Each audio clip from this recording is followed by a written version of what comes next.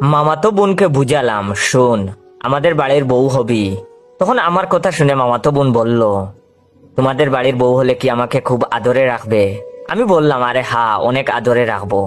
কোনো কাজ করতে হবে না, অনেক সুখে থাকবে, পায়ের উপরে পা তুলে খাবে, বিয়ের পর অনেক জায়গায় ঘুরতে যাবে, সোনা দানা টাকা পয়সা পাবে, কোনো কিছুরই অভাব হবে না। এটা শুনে মামাতো বোন বলল, তাই? কিন্তু আমি তো রান্না করতে পারি না। তখন আমি বললাম, আরে পাগল নাকি, রান্না করতে হবে না, দরকার হয় 3টা কাজের লোক রাখবো। এখন বলো আমাদের বাড়ির বউ হবে? তখন মামাতো বোন বলল, তাই, ওকে হব। মামাতো বোনকে অনেক বুঝিয়ে পটালাম আমাদের বাড়ির বউ হবার জন্য।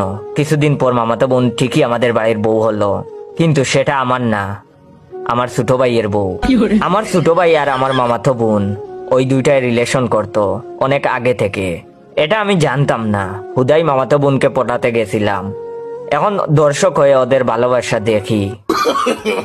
No, no, no.